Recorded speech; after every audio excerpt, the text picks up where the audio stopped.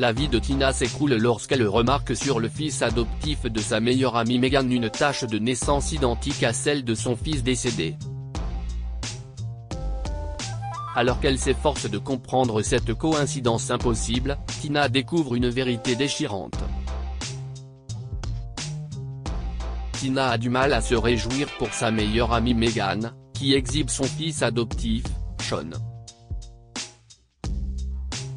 Il est parfait, Meg, a-t-elle réussi à dire, alors qu'elle pleurait encore la mort de son propre fils et qu'elle devait faire face à un récent divorce. Pourtant, Meghan rayonnait de bonheur en montrant Sean à sa meilleure amie du monde, en soulignant ses traits mignons. Lorsque Tina a tenu le bébé, elle a été choquée de ressentir une chaleur et une familiarité inattendues. Quelque chose a attiré son attention. Il s'agissait d'une tache de naissance distincte sur le bébé, qui ressemblait exactement à celle de son défunt fils. Incapable de contenir ses émotions, Tina s'est mise à sangloter, le bébé toujours dans ses bras. Meghan s'est précipitée pour la réconforter. « Tina, ça va ?» lui a-t-elle demandé en lui tapotant l'épaule. «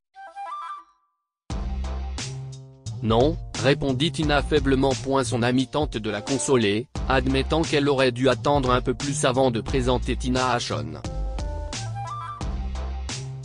Mais Tina n'écoutait vraiment pas, car de nouvelles pensées se bousculaient dans sa tête. Sean pourrait-il vraiment être son Liam ?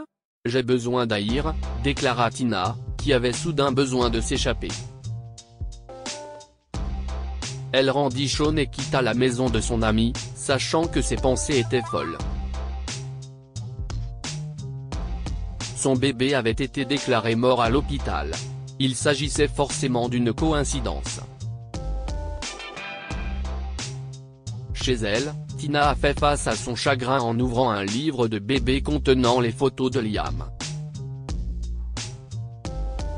La tache de naissance sur la photo correspondait exactement à celle de Sean, ce qui ne faisait qu'aggraver ses soupçons et ses horribles implications.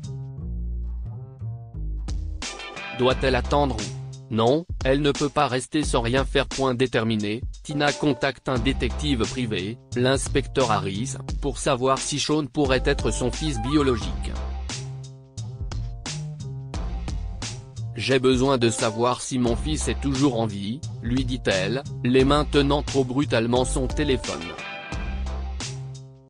« Je pense que le fils adopté de mon ami pourrait être le mien. » Elle a raconté la similitude frappante des taches de naissance et M.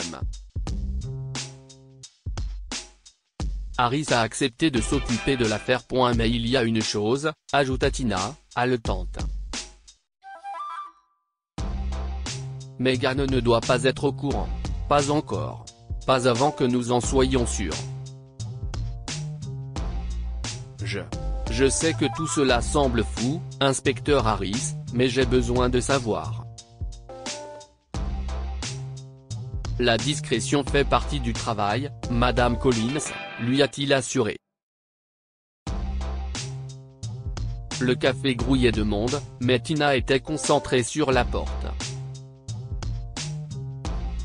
Elle avait invité Meghan, espérant en savoir plus sur le processus d'adoption qu'elle avait suivi pour obtenir son bébé.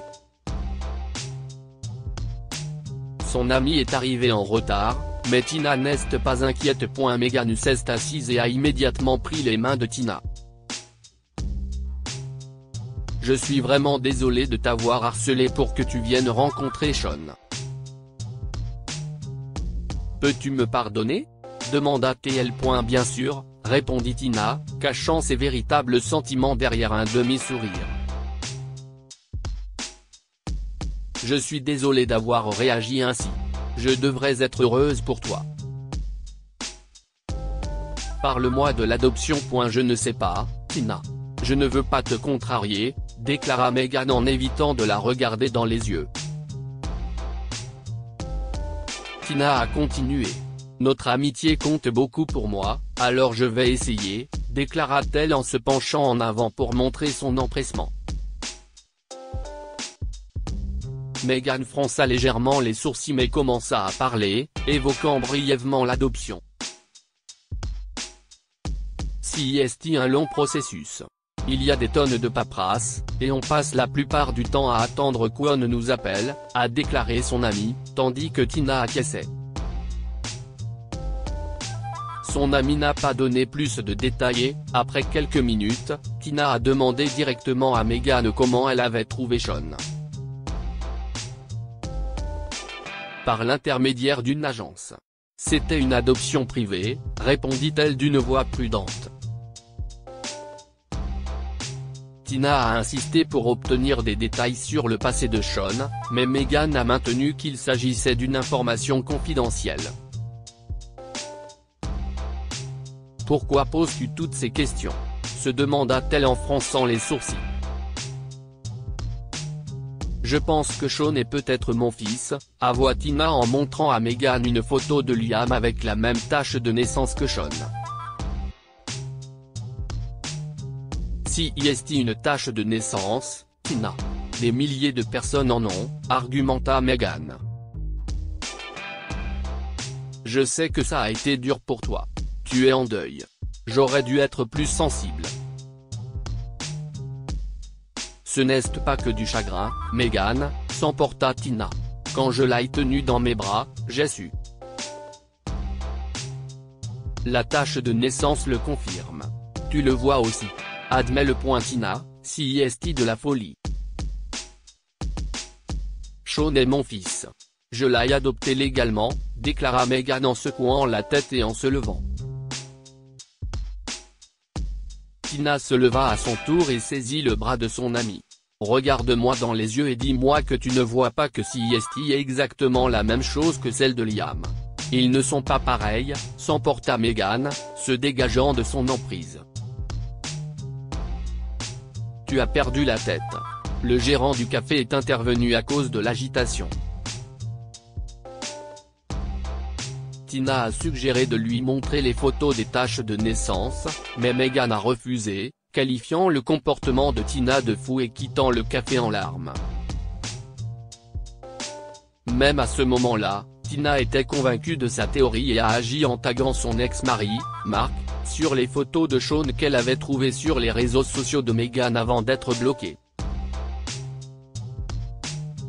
Mark lui a dit d'arrêter parce que c'était trop douloureux pour lui. Il ne voulait plus rien avoir à faire avec Tina ni avec leur passé. Leur mariage avait été dissous à la suite de la mort de Liam, et il voulait simplement passer à autre chose. D'autres personnes lui ont dit d'arrêter, et Meghan a refusé de répondre à ses appels. Pourquoi personne n'était-il de son côté ? Enfin, l'inspecteur Harris a appelé avec une piste. L'adoption a été facilitée par une infirmière nommée Hailey de l'hôpital où Tina a accouché. Cette révélation a durement frappé Tina, qui se souvient de la présence de Hailey dans la salle d'accouchement. Si est une affaire compliquée, a déclaré l'avocat après que Tina ait fini de parler de ses soupçons sur le fait que Sean soit son fils biologique, en détaillant les coïncidences et sa rencontre avec Meghan. L'avocat a ensuite expliqué les obstacles de l'adoption privée et la nécessité d'une preuve ADN. Faisons le test ADN, insista Tina, qui a envie de sauter de son siège. Cependant, l'avocat l'a mise en garde contre la difficulté d'obtenir le consentement pour le test et la lenteur potentielle de la procédure. Malgré cela, Tina était déterminée à se battre pour son fils, car elle pensait qu'il s'était vraiment passé quelque chose de louche à l'hôpital. En quittant le bureau de l'avocat, Tina s'est rendue à sa voiture, réfléchissant au chemin difficile à parcourir pour découvrir la vérité sur Sean. Pourtant, elle ne pouvait pas abandonner. Pas maintenant, pas quand il y a encore une petite chance que Sean soit son fils. L'infirmière Hailey, marmonna Tina. Elle en saurait quelque chose. Je dois parler à l'infirmière Hailey, demanda Tina à la réception de l'hôpital. La réceptionniste tapa quelque chose sur son ordinateur, les sourcils froncés. « Je suis désolée, mais l'infirmière Hailey ne travaille plus ici », a-t-elle déclaré. Malgré les supplications de Tina, la réceptionniste n'a pas pu l'aider davantage. Elle est donc partie en traînant les pieds jusqu'à sa voiture, comme si elle attendait un signe. La sonnerie de son téléphone l'a fait sursauter. Tina lança l'inspecteur Harris une fois qu'elle eut répondu à l'appel, « Nous avons un problème, un gros problème. » « Quoi ? Megan ?» poursuivit-il, la voix coupée. Elle déménage. Elle fait ses valises, vide son compte en banque et réserve des vols internationaux. On dirait qu'elle va partir d'ici, et vite. Appelle ton avocat. Il faut l'arrêter, ou tu ne verras plus jamais ce bébé. Après avoir appelé son avocat, Tina a appris qu'elle devait se rendre immédiatement au palais de justice et demander une ordonnance spécifique. Elle la rejoindrait bientôt, mais avait d'abord quelque chose à faire. Malheureusement, Tina n'avait pas prévu de devoir planifier ce genre de choses. Une ordonnance de garde d'urgence ? Vous avez besoin d'un rendez-vous, dit Doris, la greffière. Je n'ai pas le temps de prendre des rendez-vous. Mon fils est emmené à l'étranger. Kidnappé, protesta Tina, la main posée sur le bureau de la femme. Doris consulta son emploi du temps. Prochaine ouverture, dans 2 semaines. Tina ne pouvait pas accepter cela. Son téléphone bourdonna d'un message de l'inspecteur Harris, « On a perdu sa trace. » En route pour l'aéroport. Abandonnant la lenteur de la procédure judiciaire, Tina s'est précipitée à l'aéroport, le cœur battant à tout rompre à l'idée de perdre Sean pour toujours. Se frayant un chemin dans l'aéroport bondé, Tina demanda de l'aide à la sécurité. « Mon fils est détenu par cette femme », expliqua-t-elle, à bout de souffle et au bord des larmes. Les agents sont confus et peu serviables. « Madame, s'il vous plaît, calmez-vous. Nous trouverons une solution », déclara l'un d'eux pour tenter de la rassurer. Tina n'a pas le temps de leur faire comprendre. Elle les contourna et courut vers Megan. « Tu ne peux pas le prendre », cria-t-elle après l'avoir rattrapé. « Il est à moi. Je sais pour l'infirmière, l'adoption privée. Elle était à l'hôpital. » Megan leva les yeux, effrayée. « Tina, je ne sais pas de quoi tu parles », déclara-t-elle, la confusion et la peur dans les yeux. « Si est mon fils, Megan. Je le sens. Et la tache de naissance. » La voix de Tina s'est brisée. Les bras de Megan serrèrent fermement Sean. « Si est mon fils, Tina. Je l'élève, » dit-elle, la voix légèrement tremblante. Le regard de Tina ne quittait pas le visage de Sean. « Je l'aimais, Megan. Je n'ai jamais cessé de l'aimer. » Les mots sont restés coincés dans sa gorge, car le souvenir de sa perte était trop brutal pour qu'elle puisse en parler à voix haute. Mais Megan a compris. Son visage se tordit. Des larmes coulèrent en cascade sur ses joues, reflétant la tempête de pluie qui faisait rage à l'intérieur de Tina. « Je voulais juste lui donner une bonne vie. Il n'avait personne, et j'étais tellement seule », déclara finalement Megan, en sanglotant. Tina soupira, ne voulant pas lui faire de mal ou risquer quoi que ce soit. Elle a donc eu une idée. Il a besoin de sa mère, Megan. Toutes les deux. L'expression de Meghan devint pleine d'espoir lorsqu'elle déclara « La garde partagée ?»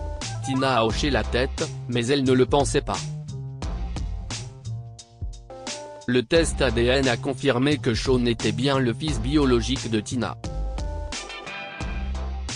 Meghan a baissé la tête pendant qu'il lisait les résultats au domicile de Tina. Son avocat était présent au cas où.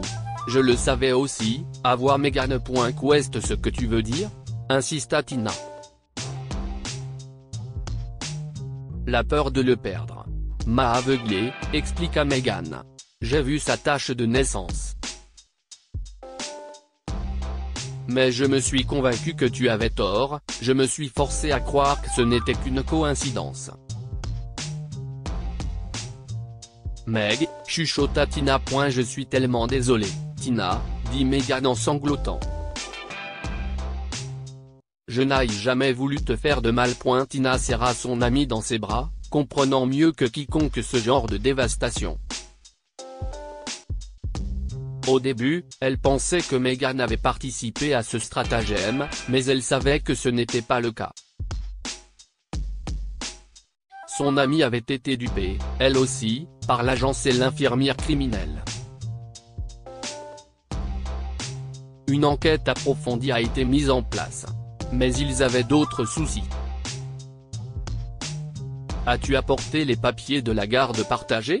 demanda Tina à l'avocat, mettant fin à l'étreinte avec son amie qui était enfin prête à formaliser leur accord à l'aéroport. Liam allait devoir grandir avec deux mamans, ce qui était une bonne chose puisque Mark avait quitté le pays. Elles allaient construire quelque chose de beau, non seulement pour Sean, mais aussi pour elles-mêmes, une famille définie par l'amour et la résilience. Dites-nous ce que vous pensez de cette histoire et partagez-la avec vos amis. Elle pourrait les inspirer et illuminer leur journée. Si vous avez aimé cette histoire, en voici une autre. Le rendez-vous à l'aveugle d'Emily et Damon prend une tournure étonnante lorsqu'ils réalisent que leur fils se ressemble comme deux gouttes d'eau. Désespéré de découvrir la vérité derrière ce mystère, Damon quitte la ville pour affronter son ex-femme instable.